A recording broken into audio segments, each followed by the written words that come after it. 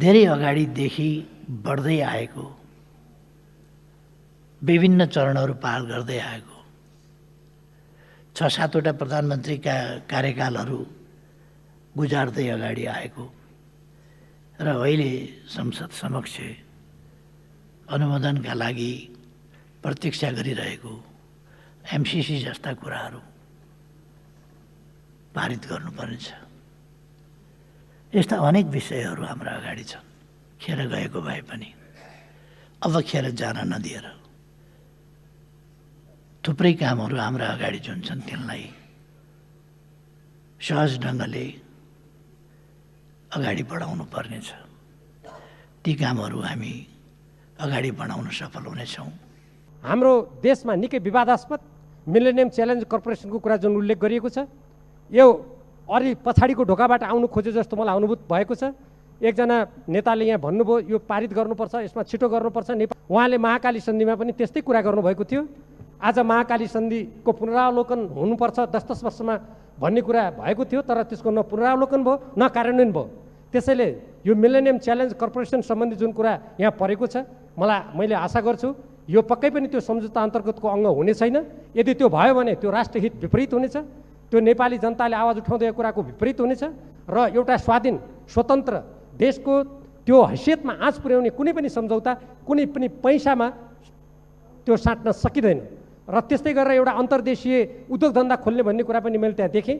मैले नेपालको कानुनको अध्ययन गर्दा त्यो कुन कानुन अन्तर्गत कसरी दुईटा देश संलग्न भएर हामीले एउटा औद्योगिक क्षेत्रको यहाँ खोल्छौँ त्यो कुरा मैले कहीँ पनि पाइनँ। यस्ता अलिकति यस्तो अप्ठ्यारो बेलामा, यस्तो चुनौती भइरहेको बेलामा यस्ता अस्पष्ट कुराहरूलाई अगाडि सार्दा त्यसले देशमा र जनतामा अलिकति भ्रम सिर्जना गर्छ। नेपाली जनताको आकाङ्क्षालाई पुरा गर्नको लागि यो अप्ठ्यारो अवस्थामा पनि दृढतापूर्वक अगाडि बढ्ने कुराको आवश्यकता छ र तदनुकूल नै आउने बजेटमा यी सम्पूर्ण कुराहरू प्रतिबिम्बित भएर आउनेछन् र यस्ता अलिकति दुविधायुक्त, अलिकति जनताले आलोचना गरेका विवादास्पद कुराहरू अगाडि बढ्ने छैनन् भन्ने मैले आशा गरेको छु। एमसीसी धेरै चर्को रूपले अगाडि आएको छ। एमसीसी के हो त्यो बारेमा गहन छलफल हुन जरुरी छ। त्यसको प्रावधान के हो, त्यो इन्डो पेसिफिक रणनीतिको अङ्ग हो कि होइन, यो विषयमा चर्को विवाद बाहिर भित्र सम्बन्धित थुप्रै पार्टीहरूको भित्र पनि चर्को रूपमा अगाडि आयो र यसका सम्झौताका प्रावधानहरूलाई हेर्दाखेरि र यो चर्को बीचबाट एमसीसी इन्डो पेसिफिकको रणनीति अङ्ग हो कि होइन भन्ने विषय जब चर्केर आयो, स्वयं अमेरिकी दूतावास र त्यो सँगसँगै अमेरिकी असिस्टेन्ट सेक्रेटरी मिसन एलायन्स वेलले वक्तव्य जारी गरेर भन्नुभयो कि वास्तवमै एमसीसी इन्डो पेसिफिक रणनीतिको अङ्ग हो भनेर। यसको प्रावधानहरू, यसको सम्झौतालाई हेर्नुभयो भने पहिले पनि अमेरिकाले आफ्नो साम्राज्यवादी नीतिलाई अगाडि लैजानको निम्ति सोभियत सङ्घलाई घेरा हाल्नको निम्ति पनि नर्थ एटलान्टिक टिटी अर्गनाइजेसन गठन गरेको थियो। त्यही रूपले अहिले इन्डो पेसिफिक रणनीति त्यो योजना अहिले यो हिन्द प्रशान्त क्षेत्रका देशहरूलाई आफ्नो अमेरिकन साम्राज्यवादको गोटी बनाएर सञ्चालन गर्नको निम्ति ल्याइएको यो इन्डो पेसिफिक रणनीति हो। त्यसैले पनि यस्तो विषयलाई हामीले विशेष गरिकन यो प्रतिनिधि सभाले हामीले कसैको सहयोग लिन हुन्न भन्ने कुरा होइन। सहयोग कुनै देशले कसैलाई दिन्छ भने त्यसको सम्झौता, त्यसको पछाडिको दूरगामी त्यसका परिणामहरू के हुन् त्यसलाई नजानिकन पाएँ त खाएँ भनेर हामीले राष्ट्रलाई नै धितो राखेर हामीले यसलाई स्वीकार्न सक्दैनौँ। त्यसैले यसको खुलस्त रूपमै अमेरिकन दूतावासले नै स्पष्ट गरिसकेपछि यो इन्डो पेसिफिककै अङ्ग भएको कुरा घोषणा भइसकेपछि अब यसलाई हामीले स्वीकार्नु हुँदैन भनेर अगाडि जानै पर्छ।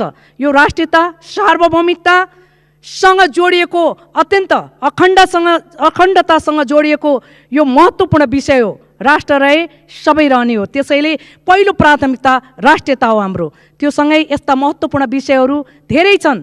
सभामुख महोदय, भारत सरकारले नेपालको भूमि कालापानीमा गोर्खा सेनामा भर्ती भएका नेपाली युवालाई समेत तैनाथ गरेको संवेदनशील र गम्भीर विषय हो। नेपाली युवालाई भारतीय र बेलायती सेनामा भाडाको सिपाही बनाउने सन् 1947 को नेपाल भारत बेलायत बीचको त्रिदेशीय गोर्खा भर्ती सम्झौता खारेज गर्नु जरुरी छ। पुस 3 गते भारतीय गृहमन्त्रीले भारतीय सीमा सुरक्षा बलको 56औं स्थापना दिवसमा खुल्ला सीमाबाट नेपालले फाइदा उठाएको र भारतमा अशान्ति निम्त्याउने प्रयास गरेको झुठा कुरा बताए। भारतबाटै नेपालमा आपराधिक गतिविधि बढेको हो। यसबारे नेपाल सरकारको ध्यान जानु आवश्यक छ। अमेरिकी सरकारले नेपालमा भारतीय मुस्लिम आतंकवादीहरूको गतिविधि बढेको र नेपालको भारतसँगको खुल्ला सीमा र एकमात्र अन्तर्राष्ट्रिय विमानस्थल पनि असुरक्षित भएको प्रतिवेदन सार्वजनिक गरेको पनि नेपालको सार्वभौमिकतामाथि अमेरिकी हस्तक्षेप हो। यसबारे पनि नेपाल सरकारले आफ्नो धारणा सार्वजनिक गर्नु आवश्यक छ। सभामुख महोदय, नेपाली सेना र सशस्त्र प्रहरी बल नेपाललाई देशको सीमा रक्षाको जिम्मा लगाउनु आवश्यक छ। नेपाल भारत दुवै देशको हितका लागि सीमा अतिक्रमण, सीमा तस्कर, अपराधी एक अर्को देशमा लुक्ने आदि नियन्त्रण गर्न समेत दुई देशको खुला सीमा बन्द गर्नु आवश्यक छ। सभामुख महोदय, अमेरिकी सरकारले 70 वर्षदेखि प्रजाको कोरिया विरुद्ध नाकाबन्दी लगाउँदैछ। नेपाल सरकारले यो नाकाबन्दीलाई समर्थन गरी प्रजाको कोरियाको लगानी र कामदार नेपालबाट फिर्ता पठाएको असंलग्नताको सिद्धान्त विपरीत हो। संयुक्त राष्ट्रसङ्घ विश्वको साझा संस्थाभन्दा पनि अमेरिकी सरकारको प्रभावमा परेको विषयमा नेपाल सरकार गम्भीर हुनु आवश्यक छ। सभामुख महोदय, अमेरिकी सैन्य कमान्डरको नेतृत्वमा नेपाललाई 5 वर्षमा 55 अर्ब रुपियाँ अमेरिकी सहयोग हुने भनिएको मिलेनियम च्यालेन्ज कर्पोरेसन सम्झौता अमेरिकी हिन्द प्रशान्त रणनीति अन्तर्गतको भनिए पनि अमेरिकी नेतृत्वको हिन्द प्रशान्त सैन्य गठबन्धन हो। यसको तथ्य इन्डो पेसिफिक अमेरिकी सैन्य कमान्डर एडमिरल फिलिप एस डाइवेसनको 5 खालको सैन्य प्रशिक्षण भ्रमण तस्बिर यही छ। एडमिरलले 5 खालको सैन्य प्रशिक्षणालयमा भ्रमण गरेको तस्बिर र दक्षिण पूर्वी एसियाको लागि अमेरिकी उपसहायक मन्त्री जोसेफ एच फिल्टरको नेपाल भ्रमणमा रक्षा मन्त्रीसँगको भेटवार्ताको तस्बिर पनि यहाँ छ। सभामुख महोदय, रक्षा मन्त्रीसँगको भेटवार्ता र अमेरिकी राजदूत रेन्डी बेरीको इन्डो पेसिफिक क्षेत्रमा अमेरिकी सरकारले गर्ने सबै काम इन्डो पेसिफिक रणनीति भित्रको पर्ने र सैन्य बजेट हुने समाचारले पनि यो सैन्य गठबन्धन नै भएको पुष्टि हुन्छ। नेपाल एमसिसीको नयाँ सदस्य हुने अमेरिकी रक्षा मन्त्रालयको भनाइप्रति सरकार सचेत हुनु आवश्यक छ। यो रक्षा मन्त्रालयमा उल्लेख छ। र बीआरआई कुनै सैन्य अधिकारीबाट सञ्चालन हुने सैन्य गठबन्धन होइन। यसमा कुनै पनि भ्रममा पर्नु हुँदैन। सभामुख महोदय, सन् 2017 सेप्टेम्बर 14 नेपाली काङ्ग्रेसको सरकारले एमसिसीमा सम्झौता गरेको थियो। एक एसियाली देश अफगानिस्तानबाट अमेरिकी आक्रमण भएको बेला नेपाली काङ्ग्रेसको सरकारले अमेरिकी विमानलाई काठमाडौँमा विमानस्थलमा तेल भर्न दिने नीतिको पनि नेपाली जनताबाट विरोध भएको थियो। वर्तमान परराष्ट्र मन्त्री प्रदीप गेवालीले गत वर्ष वासिङटनमा हिन्द प्रशान्त सैन्य गठबन्धनमा नेपाल संलग्न हुने सहमति दिनुभयो। तस्बिर यहाँ छ। विदेश मन्त्रीसँग, हाम्रो परराष्ट्र मन्त्री अमेरिकी विदेश मन्त्रीसँग सत्तापक्ष र प्रमुख प्रतिपक्ष मिलेर एमसिसी संसदबाट अनुमोदन गर्ने बताएको नेपालको हित विपरीत र असंलग्न परराष्ट्र नीति विपरीत हो। श्रीलङ्काका राष्ट्रपतिले एमसिसी सम्झौता स्थगित गरी 4 सदस्यीय अध्ययन समिति गठन गरेकोबाट नेपालले सिक्नु आवश्यक छ। जापान, दक्षिण कोरिया, फिलिपिन्स, कटार लगायत देशलाई जस्तै नेपाललाई पनि अमेरिकी सेनाको परेड खेल्ने मैदान बनाउनु हुँदैन। नेपाल सरकारले एमसिसीमा भारत सरकारको समेत सहमति लिएको नेपालको सार्वभौमिकतामाथि भारतीय हस्तक्षेपलाई स्वीकार गर्नु हो। सभामुख महोदय, 8 लाख भूकम्प पीडितमध्ये 62% मात्र तेस्रो किस्ताको अनुदान पाएका छन्। सरकारी अनुदान 3 लाखबाट बनेका कतिपय भूकम्प पीडितको घर मानिस बस्न लायकको नभएको हुँदा गाई बाख्रा पालन गरिएको समाचार छ। भूकम्प पीडितलाई दिइने अनुदान रकम र अनुदानको समयावधि बढाउनु पर्दछ। सहुलियत ब्याजको पुनर्कर्जा पनि चालु राख्नु आवश्यक छ। सभामुख महोदय, देशको सन्तुलित विकास गर्नु आजको अपरिहार्य भइसकेको छ। देशको बजेट काठमाडौँ उपत्यकामा मात्र खर्च गर्नु देशको सन्तुलित विकास विपरीत हो। काठमाडौँको सडक जाम, दुर्घटना, धुलो धुवाँ, प्रदूषण, खानेपानी समस्या, अपराधको सङ्ख्या वृद्धि आदि समस्या समाधान गर्न ठुला सहरको विकास पश्चिम नेपालमा सञ्चालन गर्दै जानु उपयुक्त हुनेछ। देशको सन्तुलित विकास भए खरबौँ रुपियाँ लाग्ने द्रुत मार्ग र मेलम्ची खानेपानी योजना आवश्यक हुने थिएन। सभामुख महोदय, निर्वाचन जित्नको लागि फरक सिद्धान्त र विचार भएका दलसँग चुनावी तालमेलले राजनीतिक अनैतिकता बढाएको छ। संविधानमा उल्लेख समाजवाद उन्मुख प्रावधान कार्यान्वयन आजको आवश्यकता हो। मार्क्सवाद लेनिनवाद विरोधी, नौरोदवादी र अराजकतावाद विरोधी गतिविधिले समाजवादमा पुर्न सकिँदैन। मास हिस्टेरिया, कन्भर्जन डिसअर्डर भएका छात्राको उपचार धामी झाँक्री र पुराण लगाएर हुँदैन। मनोचिकित्सक डाक्टरको सेवा आवश्यक छ, न त छाउपडी देवताको दर हो। महिला हिंसा कम गर्न महिला शिक्षक र महिला डाक्टरको सङ्ख्या बढाउनु आवश्यक छ। खाद्यान्न आयात गर्ने होइन, नेपालमै कृषि उत्पादन र फलफुल उत्पादन बढाउनु आवश्यक छ। मौलिक हक कार्यान्वयनको लागि बनेका ऐनहरूलाई जनआन्दोलनको भावना अनुरूप संशोधन गर्नु आवश्यक छ। ऐनको नाम मात्र शिक्षा स्वास्थ्य निःशुल्क राखिएको छ। व्यवहारमा निजीकरण यथावत राख्नु जनतामाथि विश्वासघात हो। कृषि र वन विश्वविद्यालयमा तालाबन्दी किन टुङ्गिँदैन, यो प्रश्न पनि उठिरहेको छ। नेपालमा अहिले विस्तारवाद र साम्राज्यवादको सहयोगमा चलिरहेको पुँजीवादी कर्मचारी तन्त्रको प्रजातन्त्र छ। समाजवादी क्रान्तिको रूपमा बुझ्ने कुनै आधार छैन। ठेकेदारले भने जस्तो खरिद नियमावली संशोधन समाचारले यसको पुष्टि गर्छ। नेपालमा सामन्तवाद र निरङ्कुश तन्त्र यथावत छ। बेलायतका एक राजा आफ्नी प्रेमिकासँग विवाह गर्न राजगद्दी छोडेर इटालीमा बस्न गएका थिए। अहिले बेलायती राजकुमार ह्यारी एक अमेरिकी कलाकार मेगनसँग विवाहपछि राजकीय सुविधा त्यागी क्यानाडा बस्दैछन्। तर नेपालमा कानुन विपरीत, प्रहरी पछुवा राख्ने, कम्युनिस्ट र गणतन्त्रवादी भन्न मन पराउने नयाँ राजा र राजकुमारहरू बन्न चाहनेहरू देखा पर्दैछन्। देश र जनतासँग सरोकार राख्ने यस्ता विषयहरूमा प्राज्ञिक छलफल अगाडि बढाउन सभामुख महोदयबाट महत्त्वपूर्ण भूमिका निर्वाह हुने अपेक्षा गर्दछु। कुनै पनि नाममा आफ्नो काम र घरमा बसेका निहत्था व्यक्तिको हत्या गर्ने गम्भीर अपराधीलाई माफी दिन मिल्दैन। धन्यवाद। मर्यादा क्रमकै हिसाबले हेर्ने हो भने हाम्रो विचार, मेरो निजी विचारमा राज्यको प्रमुख राष्ट्रपति उपराष्ट्रपति त राज्यको मर्यादा क्रममा माथि हुनै पर्यो। त्यसपछिको मर्यादा क्रममा आउनुपर्ने जनप्रतिनिधि सभाको सभामुख हो। किनकि सबै नीति निर्माण हुने, सबै नीतिहरूको लोकतान्त्रिक अभ्यासको उद्गम थलो प्रतिनिधि सभा हो। तर दुर्भाग्यवश हाम्रो कार्यकारिणी सायद अरूको नकल गरेर होला हामीले माथि राख्यौँ।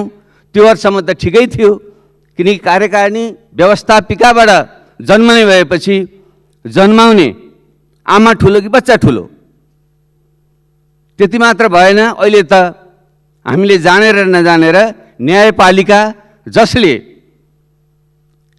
व्यवस्थापिकाले बनाउने ऐन कानुनको व्याख्या गर्छ त्यसका प्रमुख पनि व्यवस्थापिकाका प्रमुखभन्दा माथि राखियो। यसरी सायद हामीले लोकतन्त्रमा को गरिमालाई अवमूल्यन गरिरहेका छौँ र यहाँको कार्यकालमा यहाँको नेतृत्वमा यो विषयमा ध्यान पुगोस् भन्ने मेरो आग्रह छ। तुरन्त यो धेरै ठुलो कुरा, अमूर्त कुरा लाग्न सक्छ, तर साङ्केतिक महत्त्वको विषय हो भन्ने मेरो ठमाइ छ। दोस्रो कुरा, लोकतन्त्र भनेको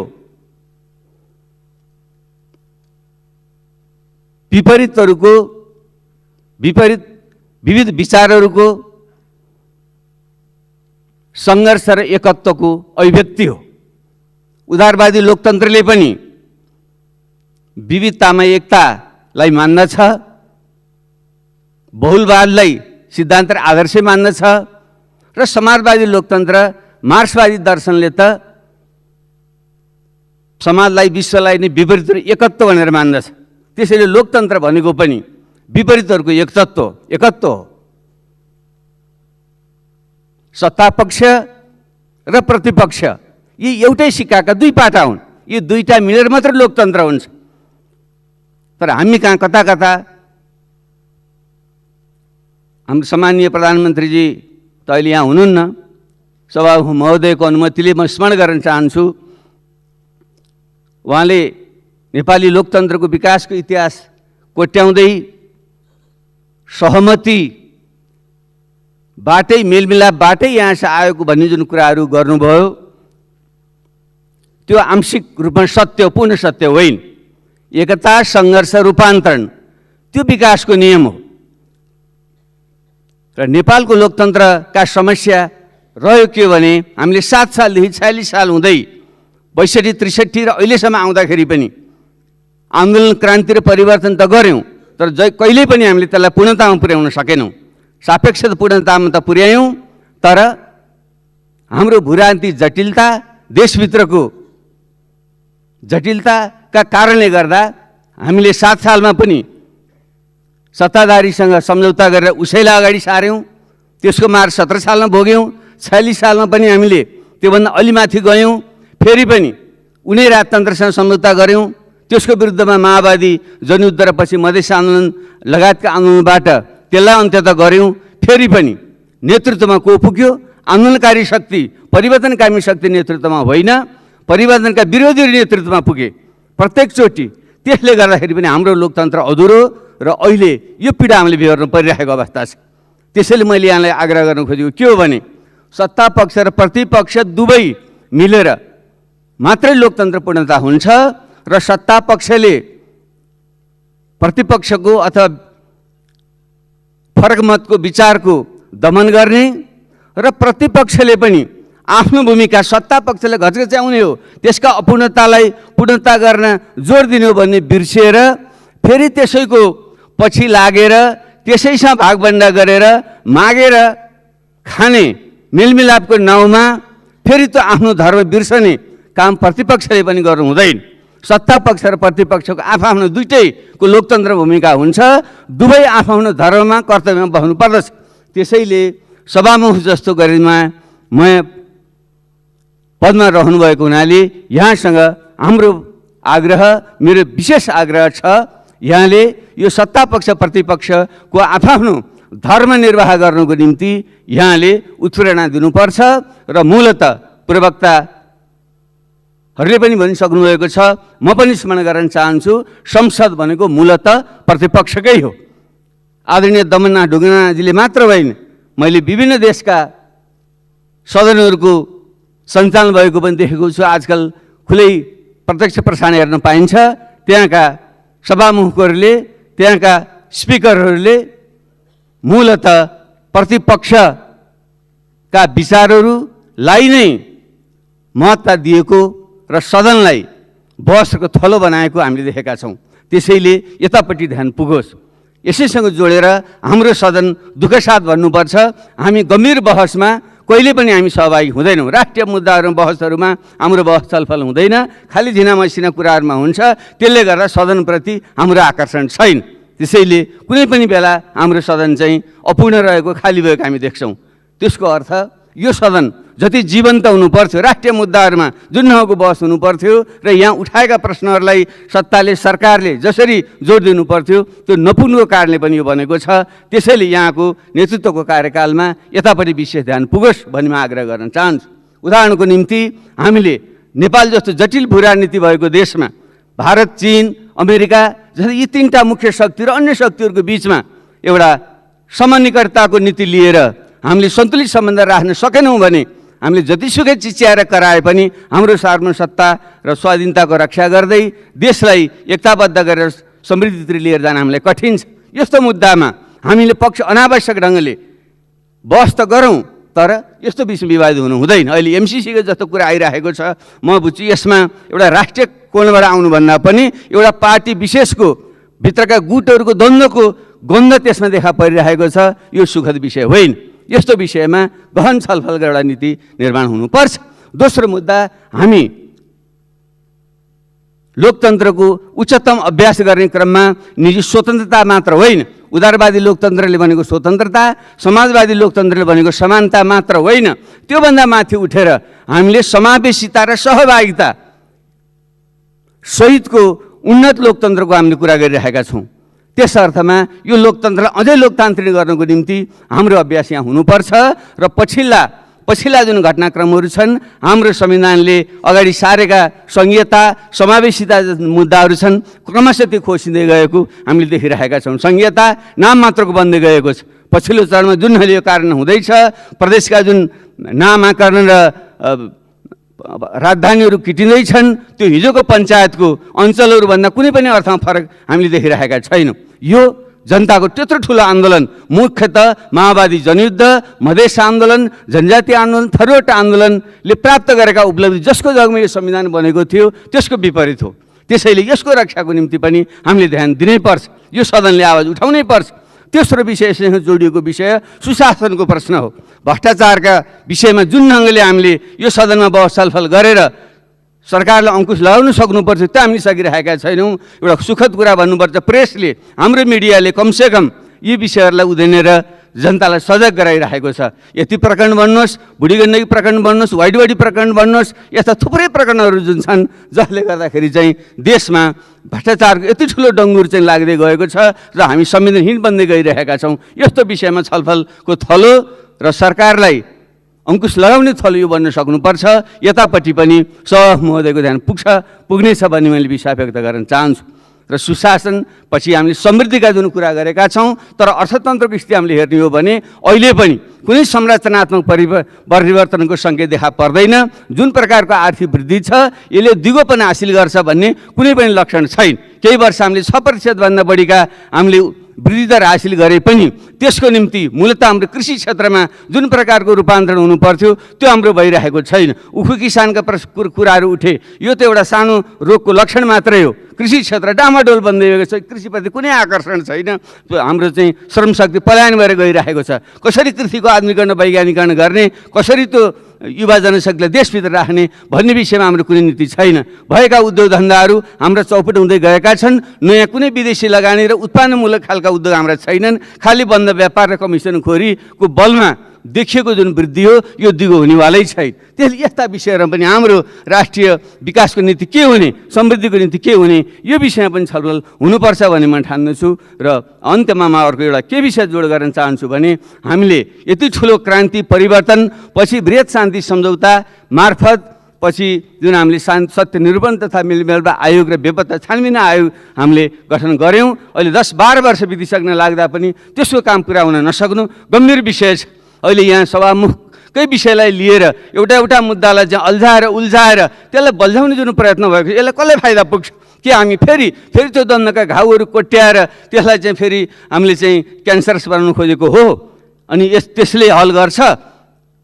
एउटा व्यक्तिको मुद्दामा जाने हो भने 15-17 हजार मानिसहरू मारिएका बेपत्ता भएका छन्। त्यसको हल कसरी गर्ने? समग्रमा हामी हल गर्ने कि अंशसम्म चाहिँ कोट्याएर जाने? यो सभामुख महोदय स्वयं नै यसको चाहिँ एउटा जानकार हुनुहुन्छ।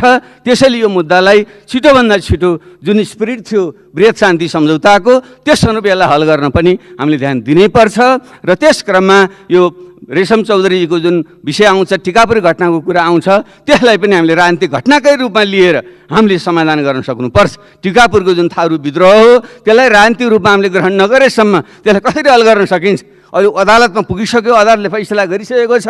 अब माननीय रेशम चौधरीलाई रिहा गर्नुहोस् भनेर कसरी गरिन्छ त्यहाँनिर? जबसम्म यसलाई चाहिँ राजनीतिक घटनाको रूपमा लिँदैन र हल गरिँदैन त्यो समय यसलाई हल हुनै सक्दैन। त्यसैले मेरो विनम्र आग्रह छ यस्ता विषयमा गम्भीरतापूर्वक छलफल होस्। र म विशेषतः एउटा विश्वासमा के गर्न चाहन्छु भने खासै समाजवादी पार्टीको तर्फबाट हामीले आफूलाई एउटा वैकल्पिक शक्ति भनेर राजनीतिक शक्ति मात्र नै विचार राजनीति को नयाँ ध्रुवको रूपमा अगाडि बढाउने पनि हाम्रो सोच भएको हुनाले र सम्मानीय सभामुख महोदय समेत स्वयं ठुलो क्रान्तिकारी परिवर्तनको अगुवा भएर आउनुभएको नाताले यी घटनाहरूसँग यहाँ राम्रैसँग परिचित हुनुहुन्छ। त्यसैले यहाँको नेतृत्वमा यी समग्र समस्या छिटो हल गरेर देशलाई एउटा दिगो शान्ति हुँदै समृद्धितिर लिएर जानमा यो सदनले भूमिका निर्वाह गर्न सकोस् र यहाँ यो विषयमा यहाँको नेतृत्व पुगोस्। म यही हार्दिक कामना गर्दै पुनः एकपटक यहाँलाई हार्दिक शुभकामना र बधाई दिँदै म आफ्नो भनाइ अन्त्य गर्छु। धन्यवाद।